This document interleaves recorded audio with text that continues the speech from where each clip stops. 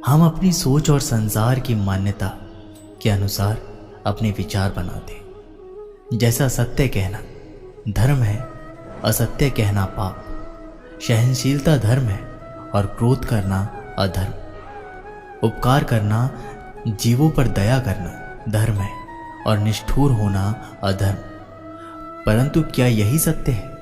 कभी कभी परिस्थितियां इन आवेशों को उल्टा नहीं कर देती, करती है।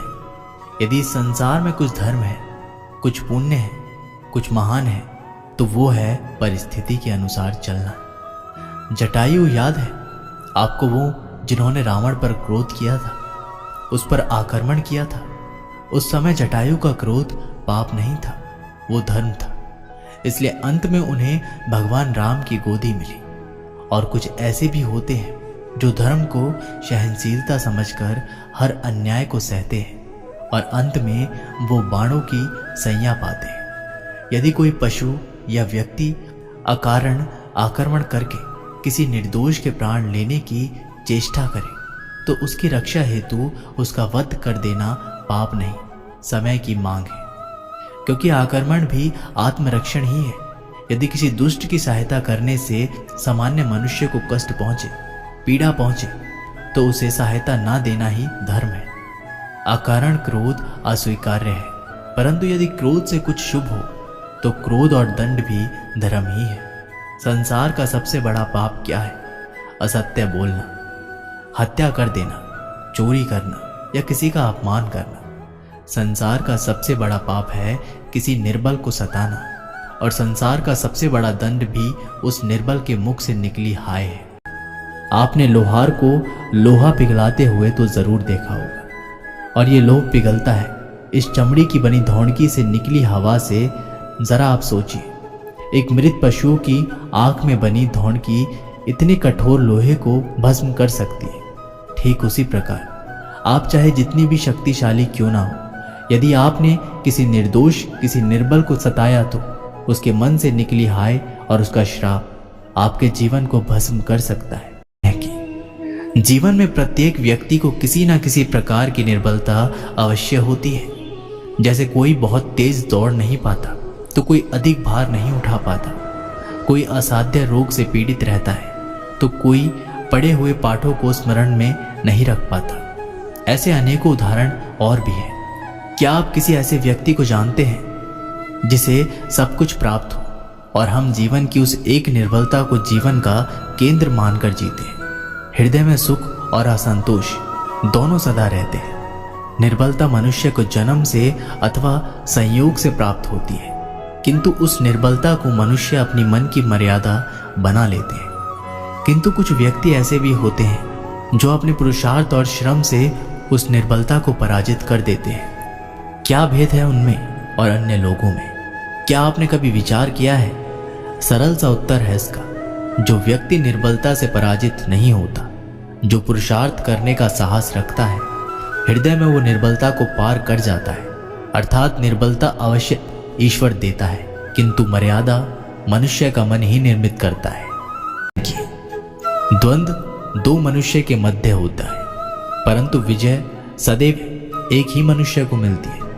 जबकि समान रूप से दोनों शक्तिशाली होते हैं और दोनों व्यक्ति समान ज्ञान प्राप्त करते हैं, लेकिन सफलता एक को ही मिलती है। इसका कारण क्या है? मान लो दो प्रकार के लोहे होते हैं, एक ठंडा, एक गर्म। कभी सोचा है लोहार लोहे को लोहे से ही काटता है, परंतु सदैव ठंडा लोहा ही गर्म लोहे को काट पाता है। और यही नीति मनुष्य पर भी लागू होती है। जब युद्ध होता है तो जिसके मन में ईर्ष्या होती है, जलन होती है, आक्रोश होता है, वो गर्म लोहे के समान है। और जिसका मन शांत होता है, जिसका मन संयम से बंधा होता है, वो ठंडे लोहे के समान है और वही ईर्ष्या और द्वेष नामक गर्म लोहे को काट सकता है। इसलिए यदि जीवन के संग्राम में विजय प्राप्त करनी है तो अपने मन को शांत रखें, क्योंकि गर्म लोहे की भांति ईर्ष्या और क्रोध जैसे भाव को रखने वाला मनुष्य सदैव शांत स्वभाव के मनुष्य के समक्ष निर्बल पद चाहता है। शक्ति ईर्ष्या और क्रोध में नहीं, शांति और संयम में है। आपने कभी भी योद्धा को युद्ध की तैयारी करते हुए देखा जरूर होगा। वही युद्ध जो ज्वालामुखी की भांति कभी भी फट सकता है। युद्ध वही जीतता है जो युद्ध में व्यतीत होने वाले समय से अधिक समय युद्ध की तैयारी में लगता है। जो योद्धा अभ्यास क्षेत्र में जितना अधिक समय देगा, रणभूमि में उतना ही कम रक्त बहेगा। एक समान लोहा और तीखी तलवार में अंतर यही है कि एक तीखी तलवार को कड़ी अग्नि परीक्षा से होकर जाना पड़ता है, लोहार की मार खानी पड़ती है। एक तलवार जितनी पीड़ा सहेगी उसका वार उतना ही प्रबल होता है। इसलिए पीड़ा से घबराए नहीं, उसका सम्मान करें, उसका अभ्यास करें, क्योंकि यही अभ्यास जीवन के युद्ध में आपको विजयश्री बनाता है। यदि आगे बढ़ना है तो अपनों का साथ दो, और ये बात सत्य भी है, और अपनों का साथ देना ही चाहिए। परंतु साथ देने से पूर्व ये अवश्य पहचान लेना चाहिए कि अपने हैं कौन। क्या अपने वही होते हैं जिनके साथ हमारा रक्त संबंध होता है, या अपने मित्र? अपने वो होते हैं जो हमें सद्य कार्य के लिए प्रेरित करें, हमें आगे बढ़ाएं, हमारा साथ दें, और ना कि वो जिनका साथ देने से समाज का नाश हो, धर्म की हानि हो। वो सदैव साथ रहकर भी सगे नहीं होते।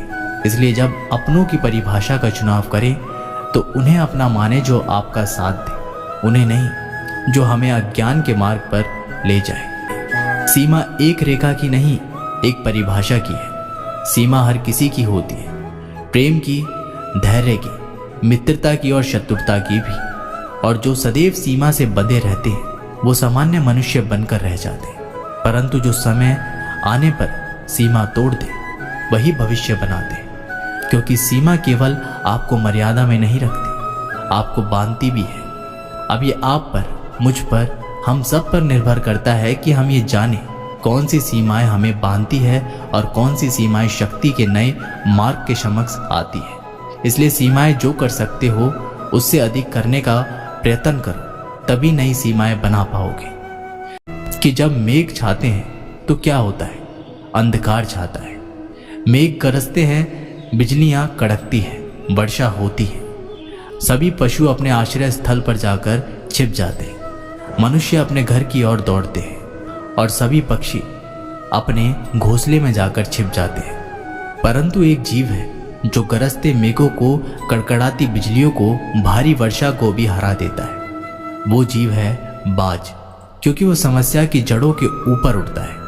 वो गरजते मेघों से, कड़कड़ाती बिजली से, भारी वर्षा से, इनमें यही अंतर है, हारने वालों में और जीतने वालों में। ये युद्ध हार और जीत का नहीं, समस्या और सोच का है। यदि आप अपनी सोच को छोटी रखोगे तो समस्या बड़ी हो जाएगी, और यदि आप अपनी सोच को बड़ी रखोगे तो समस्याएं छोटी हो जाएगी। भाग्य क्या है? जो आपने किया उसे भोगना भाग्य है। जो आपके पूर्वजों ने किया उसका फल भाग्य है नहीं। भाग्य वो है जो आपने की, क्योंकि हर मनुष्य को अपने कर्मों का फल भुगतना ही होता है। इसलिए यदि जीवन में कुछ भी करें तो उस पर अपनी दृष्टि अवश्य रखें, क्योंकि आपके एक कर्म का फल आपका भविष्य बदल सकता है। हम वही बनते हैं जो हम चुनते हैं, क्योंकि वही हमारा भाग्य है। मनुष्य सुंदरता से आकर्षित होता है, उससे प्रेम करता है। ऐसे ही होता है ना? क्या आप ऐसा नहीं करते?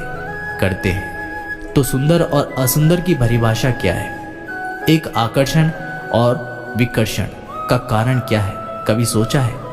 कभी सोचा है कि जिससे आप प्रेम करते हैं, जिसके प्रति आप आकर्षित होते हैं, अचानक से उसके लिए मन में वितृष्णा आ जाती है और इसके प्रति घृणा होती है। उसके लिए एकाएक अपने मन में प्रेम उमड़ आता है, और इसका सबसे बड़ा कारण है दृष्टिकोण।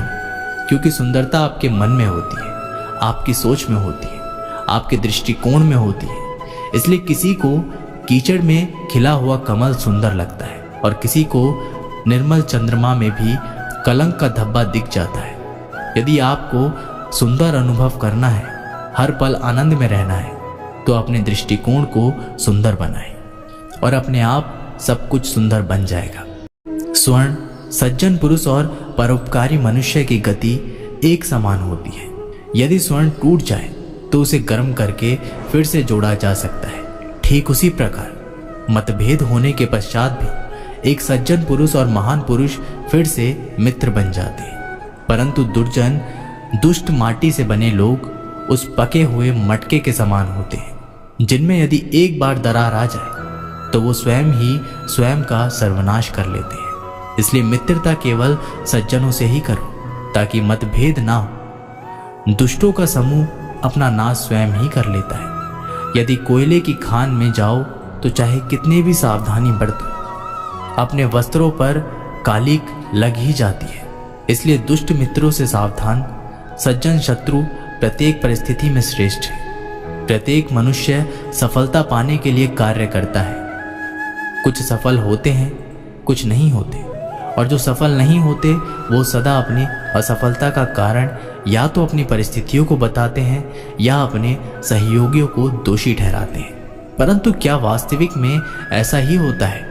क्या कोई परिस्थिति या कोई व्यक्ति किसी की असफलता का कारण बन सकते हैं? उत्तर हाँ भी है और ना भी है। कैसे?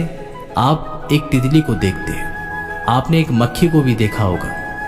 प्रकृति ने दोनों को समान गुण दिए हैं रसपान करने का, लेकिन एक तितली जो फूलों पर जाकर उसका रस लेती है और इस अवस्था में नए फूल खिलने की व्यवस्था भी करती है, और मक्खी घाव पर बैठती है, घाव को सरासी है और रोग भी फैलाती है। यदि इसमें किसी बात का अंतर है तो केवल सोच का। यदि आप उचित मार्ग चुनेंगे तो आपको सफलता अवश्य मिलेगी, आप में उत्साह बढ़ेगा, और यदि आप अनुचित मार्ग सोचेंगे तो आपको असफलता मिलेगी, निराशा मिलेगी। अब उचित मार्ग चुनना या अनुचित मार्ग, ये निर्णय तो आप पर निर्भर करता है।